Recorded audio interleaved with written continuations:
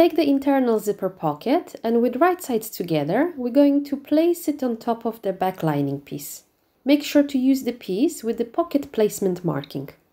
If you haven't done so already, mark your midpoints, then take a ruler and measure 2.5 centimeters from the top edge. Center the internal zipper pocket against the ruler and pin it to the back lining.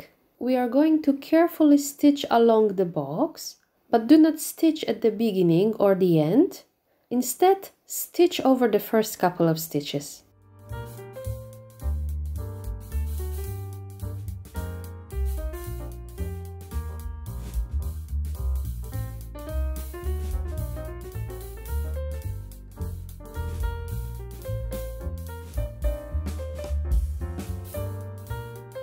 Once you have stitched the box, take the ruler and a marking tool and draw a line in the center, stopping about 1 centimeter from each short side. Next, you're going to draw shorter lines towards each corner. Now we need to cut the pocket along those lines.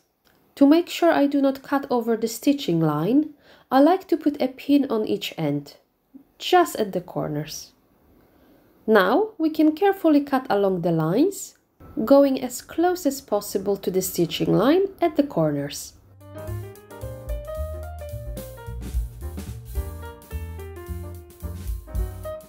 Remove the pins, then take the internal zipper pocket and pull it through the opening to the wrong side of the back lining piece.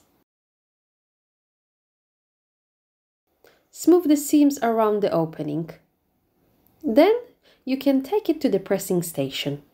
Because I am working with waterproof canvas, I need to be very careful not to burn my fabric. First, I press the seam allowance to one side from the right side of the fabric, because it is more safe. Then I flip the panel over to the wrong side and use a cotton cloth to protect the fabric and my iron. On the wrong side of the fabric, you can draw a line 2 centimeters from the edge. Then apply double-sided tape if, like me, you find it difficult to press your fabric. Otherwise, take it to the pressing station and bring the bottom edge towards the line, creating a 1 centimeter fold. This fold should be done on both pocket pieces.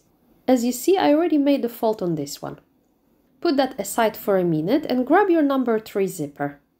Then apply some double-sided tape on both sides of the zipper. Not sure if you can see it clearly, but the tape has to be applied to the right side of the zipper, just at the edges. Take the back lining piece with your pocket opening and flip it so the right side is facing up. You need to take your zipper and at this point decide which way you want the zipper to open. From left to right or right to left. I like my zippers to open from left to right. When you decide, peel off the plastic cover and place the zipper from the wrong side inside the window. Make sure the zipper is centered.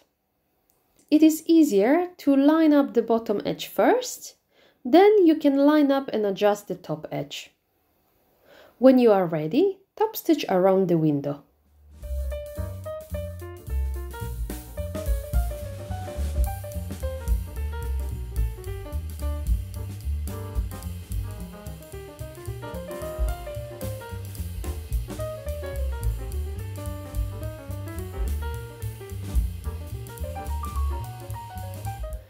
Take the remaining internal zipper pocket and with right sides together, place it on top.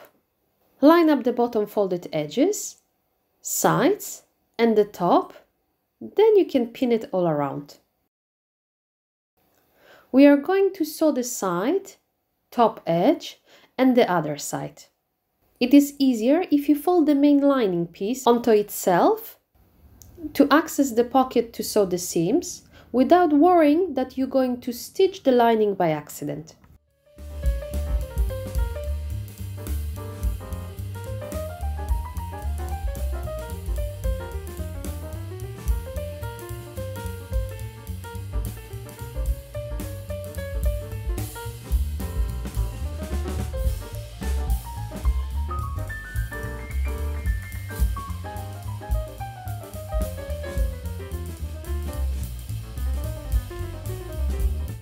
you need to line up those folded edges, clip them together, then stitch close to the edge.